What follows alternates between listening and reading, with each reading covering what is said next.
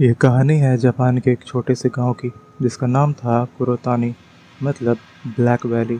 ये गांव Nagano prefecture के एक डेंस फॉरेस्ट के बीच में था, जहां पहाड़ इतने घने थे कि सूरज भी दोपहर के बाद सीधा ज़मीन तक नहीं पहुंचता था। लोकल लोग कहते थे कि कुरोतानी में एक झील है, जिसका नाम है ओनिजाकी, मतलब डीमंस एज। और उस झील के बारे में एक वार्निंग थी जो हर घर के बच्चों को बचपन से ही सिखाई जाती थी। रात को झील के पास मत जाना। अगर तुम्हारा नाम पानी से कोई पुकारे तो कभी पीछे मुड़कर मत देखना। ये कहानी शुरू होती है 1998, जब एक टोक्यो का कॉलेज स्टूडेंट केंजी वाटानाबे अपनी थीसिस के लिए कुरोतानी गांव में आता है। केंजी फोल्क फेयर और रूरल लेजेंड्स पर रिसर्च कर रहा था, और उसने सुना था कि कुरोतानी गांव में बहुत सारे पुरानी घोस्ट स्टोरीज हैं जो कभी लिखी नहीं गई है। वो अपने प्रोफेसर की परमिशन लेकर अकेला ही गांव पहुंच जाता है। एक छोटी सी गेस्ट हाउस जिसमें वो रुकता है, उसमें एक बुजुर्ग औरत जिसका नाम था ओबाचान सातो, वही चलाती थी। पहली रात जब केंजी अपना सामान रख रहा था, ओबाचान सातो ने उसे सीधा कह दिया, बेटा अगर तुम रिसर्च करनी है तो करो, पर रात को अपने कमरे से बाहर मत निकलना और भूल कर भी कभी झील के पास मत जाना। केंजी ने हंस के जवाब दिया, ओबाचान मैं सिर्फ स्टोरीज कलेक्ट करने आया हूँ, मुझे डर नहीं लगता। ओबाचान ने कुछ नहीं कहा, बस एक लंबी सांस ली और अपने कमरे में चली गई। अगले दिन केंजी गांव में बुजुर्गों से मिलता है। वो अपना टेप रिकॉर्डर लेकर के जाता है ताकि उनकी कहानियाँ रिकॉर्ड कर सके। सबसे पहले वो मिलता है एक बूढ़े मछुआरे से, जिसका नाम था ओजिसान हिरोशी। हिरोशी ने झील के बारे में एक कहानी सुनाई जो केंजी को अंदर तक हिला देती है।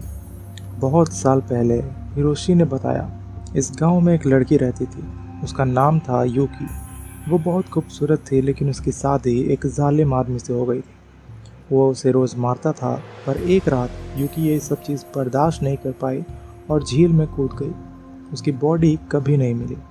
उसके बाद हिरोशी ने कहा, जो भी अकेला झील के पास रात को जाता है वो अपना नाम सुनता है, एक औरत की आवाज़ में, बहुत सॉफ्ट, बहुत प्यारी सी, जैसे कोई बचपन की दोस्त हो, वो उसे बुला रही हो। लेकिन जो भी पीछे मुड़कर देखता है वो फिर कभी वापस नहीं आता। केंजी ये सुनकर एक्साइटेड हो जाता है। ये क्लासिक ओनेरो वेंचफुल स्पिरिट, आई मीन श्रापित आत्मा वाली कहानी बहुत फेमस होती है हर जगह पर। उसे लगता है कि ये भी एक छोटी मोटी कहानियाँ है, एक लेजेंड है जिससे वास्तविकता का कोई ताल्लुक नहीं है। बिल्कुल वैसा ही जैसे अपनी किताबों में कहानी पढ़ता था। वो हिरोशी को शुक्रिया बोलता है और अगले इंटरव्यू के लिए निकल जाता है। दिन भर केंची अलग अलग लोगों से मिलता है। हर एक की कहानी थोड़ी अलग होती है, लेकिन एक चीज़ कॉमन थी। सब कहते थे कि झील बुलाती है लोगों को, खासकर उन्हें जो अकेले होते हैं, जिनके पास कोई नहीं होता उनसे प्यार करने वाला। शाम को वापस गेस्ट हाउस आकर केंजी अपने नोट्स लिखता है। ओबाचान सातो उसे डिनर देती है और पूछती है, आज क्या सीखा। केंजी उसे यूकी की कहानी सुनाता है। ओबाचान का चेहरा अचानक गंभीर हो जाता है। ये सच है, वो धीरे से कहती है, मैं उसे जानती थी, यूकी मेरे बचपन की दोस्त थी। केंजी शॉक हो जाता है, आप आप उसे जानती थी। ओबाचान सिर्फ सर हिलाती है और कुछ नहीं बोलती। फिर वो उठती है और कमरे में चली जाती है, जैसे कोई पुराना दर्द याद आ गया हो। दूसरी रात, उस रात केंजी सो नहीं पाता। वो अपने नोट्स रिव्यू कर रहा होता है जब उसके खिड़की के बाहर एक आवाज़ सुनाई देती है, बहुत हल्की सी, जैसे कोई हवा में गुनगुना रहा हो। वो कर्टेन हटाकर देखता है, बाहर सिर्फ अंधेरा है। फॉरेस्ट की ट्रीज हिलती है हल्की हवा में, कुछ नहीं दिखता। लेकिन फिर उसे सुनाई देता है उसका नाम, केंजी। उसकी रूह कांप जाती है। आवाज़ बहुत दूर से आ रही थी, ऐसा लग रहा था कि वो झील की तरफ से आ रही हो। बहुत सॉफ्ट, बहुत प्यारी, बिल्कुल वैसी जैसी हिरोशी ने डिस्क्राइब की थी। वो अपने आप को याद दिलाता है कि ये बस हवा है, ये बस मेरा दिमाग है, थकान की वजह से वो कुछ भी सोच रहा है। वो कर्टेन को बंद कर देता है और वापस सोने की कोशिश करता है, पर नींद नहीं आती। सुबह ब्रेकफास्ट पे वो बच्चन को बताता है जो रात को सुनाई दिया। बच्चन का चेहरा सफ़ेद पड़ जाता है। क्या तुमने पीछे मुड़कर देखा? वो तेज़ आवाज़ में पूछती है। नहीं, मैंने कर्टेन से ही देखा था, सीधा बाहर नहीं गया। अच्छा किया। वह जान राहत की सांस लेती है, बोलती है, बेटा मुझे तुमसे एक बात कहनी है जो मैंने आज तक कभी किसी को नहीं बताई। ओबाचान सातो अपनी कहानी सुनाना शुरू करती है और उसकी आवाज़ कांप रही थी। जब मैं टीनेजर थी, यूकी मेरी सबसे अच्छी दोस्त थी। हम साथ स्कूल जाते थे, साथ खेलते थे। जब उसकी शादी हुई तो वो एक जालिम इंसान से हो गई। मैं देख सकती थी कि वो रोज़ थोड़ी थोड़ी मर रही थी अंदर से।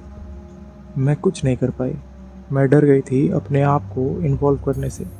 जिस रात वो झील में कूद गई, मैं वहीं थी। मैंने उसे देखा था जाते हुए।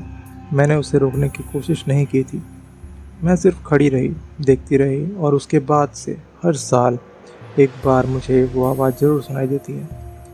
मेरी यूकी की आवाज़, मेरा नाम पुकारते हुए। लेकिन मैंने कभी पीछे मुड़कर नहीं देखा, क्योंकि मैं जानती हूँ कि अगर मैंने देखा तो वो मुझे ले जाएगी। ये उसका गुस्सा है, उसका दुख है, जो भी तक झील में बसा हुआ है। वो अकेली मरी थी और अब चाहती है कि कोई उसके साथ हो, हमेशा के लिए। केंजी ये सुनकर सन्नाटा महसूस करता है। तो ये सिर्फ एक लेजेंड नहीं है, वो धीरे से कहता है। नहीं, ओबाचान जवाब देती है, ये बिल्कुल सच है। और इस बार तुम भी इन्वॉल्व हो चुके हो, क्योंकि उसने तुम्हारा नाम लिया है।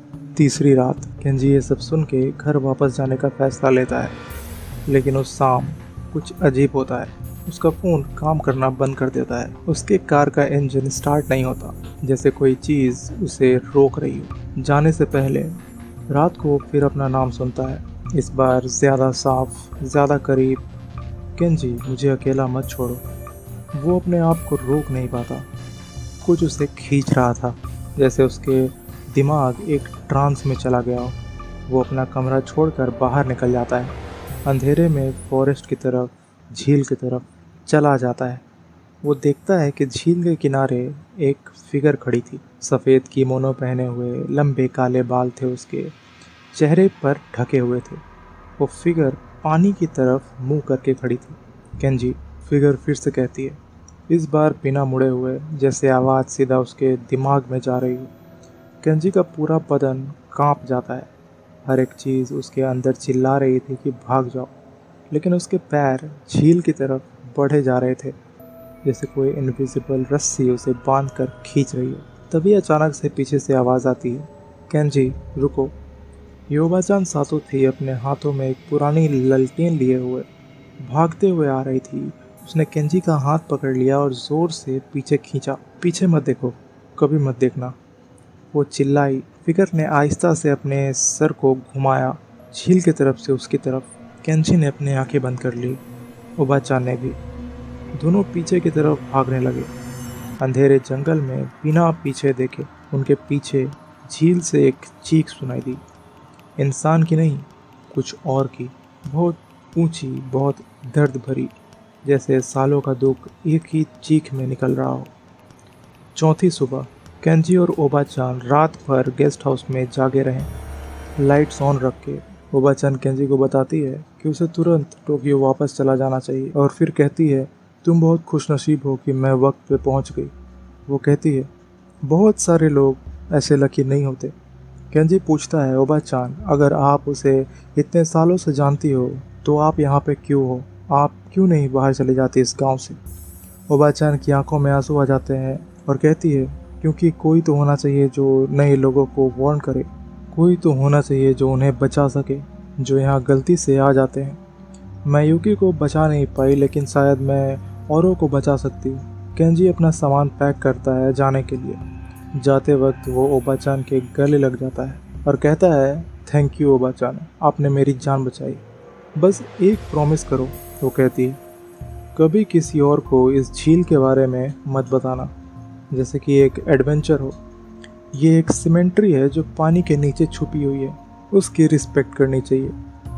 केंजी अपनी थीसिस कंप्लीट करता है, लेकिन उस गांव का चैप्टर कभी पब्लिश नहीं करता। वो अपने नोट्स को एक लॉक ड्रॉअर में रखता है और कभी वापस नहीं खोलता। 2 साल बाद एक रात टोक्यो में अपने अपार्टमेंट में अकेला बैठा हुआ काम कर रहा होता है, लेट नाइट तक। लेट नाइट में अचानक उसका फ़ोन बज़ होता है। एक अननोन नंबर से मैसेज आता है, केंजी, मुझे तुम याद हो। उसका खून जम जाता है। वो तुरंत नंबर को ब्लॉक कर देता है, अपना फ़ोन ऑफ करके रख देता है। लेकिन उस रात वो सो नहीं पाता। कई महीने बाद उसे पता चलता है कि ओबाचान सातो मर चुकी है। बुढ़ापे की वजह से शांति से अपनी नींद में ही। लोकल गांव वालों ने बताया कि उसके दफनाने के अगले दिन झील से आवाज़ आना बंद हो गई, जैसे ओबाजान की रूह अब झील को संभाल रही है हमेशा के लिए। लेकिन कभी कभी जब केंजी अकेला होता है, खासकर रात को जब घर में बिल्कुल सन्नाटा होता है, उसे लगता है कि कोई बहुत दूर से उसका नाम ले रहा हो, बहुत हल्की आवाज़ में, बहुत प्यार से, और वो कभी पीछे नहीं देखता। जापान के बहुत सारे गांव में ऐसी कहानियां हैं जो कभी बुक्स में नहीं लिखी जाती, सिर्फ लोगों के दिलों में जिंदा होती है, डर के थ्रू पास होती है जनरेशन से जनरेशन तक। क्या झील वाकई इंसानों को बुलाती है? ये फैसला आप कर सकते हैं, पर अगर आप कभी जापान के इस पुराने गांव में अकेले रात को जाते हो और कोई तुम्हारा नाम ले, तो एक बात याद रखना, कभी पीछे मुड़कर मत देखना।